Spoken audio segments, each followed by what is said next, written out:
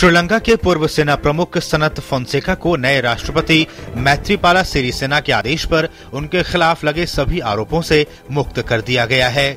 LTT के साथ 2009 की जंग में श्रीलंका की सेना का नेतृत्व करने वाले फोंसेका के खिलाफ पूर्व राष्ट्रपति राजपक्षे के कार्यकाल में भ्रष्टाचार के आरोप लगे थे।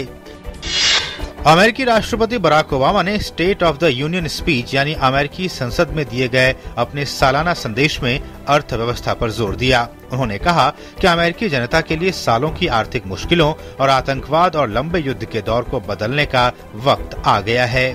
ओबामा पहली बार उस संसद को संबोधित कर रहे थे जिसमें उनके विरोधियों यानी रिपब्लिकन पार्टी के सांसद बहुमत में हैं। ओबामा ने ज्यादा अमीर लोगों पर ज्यादा टैक्स लगाने का प्रस्ताव रखा है।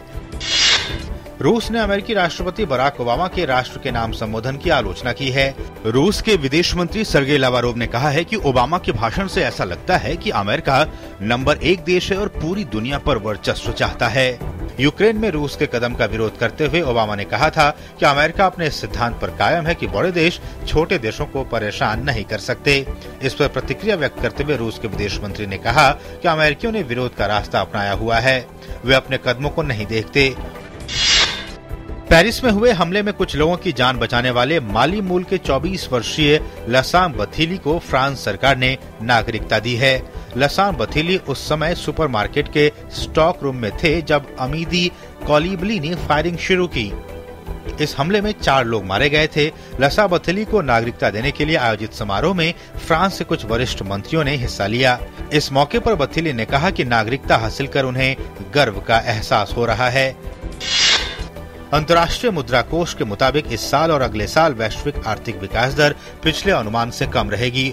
आईएमएफ का अनुमान है कि इस साल वैश्विक आर्थिक विकास की दर 3.5% रहेगी। संस्था ने पिछले साल अक्टूबर में इसके 3.8% रहने की उम्मीद जताई थी। साल 2016 के लिए भी वैश्विक आर्थिक विकास दर के 3.7% ही रहने की उम्मीद है। कच्चे तेल की अंतर्राष्ट्रीय कीमतों में आई भारी गिरावट से अर्थव्यवस्था को मिले उछाल के बावजूद आईएमएफ ने यह अनुमान जताया है। पाकिस्तान में पेट्रोल और डीजल के लिए यहां मारामारी मच गई है। हालात इस कदर बिगड़ चुके हैं कि कई शहरों में पेट्रोल पंप पर बमुश्किल 24 घंटे का ही ईंधन बचा हुआ है। लोग पेट्रोल और डीजल के लिए सड़कों पर विरोध प्रदर्शन कर रहे हैं। पाकिस्तान स्टेट ऑयल कंपनी के मुताबिक पाकिस्तान पर निर्यातकों का भारी कर्ज में होने की वजह से तेल ही नहीं आ रहा है। देश के कई हिस्सों में उद्योगों और परिवहन पर इसका काफी असर पड़ा है। बुधवार को जांच टीम ने प्रधानमंत्री को अपनी शुरुआती जांच पड़ताल की रिपोर्ट दे दी है।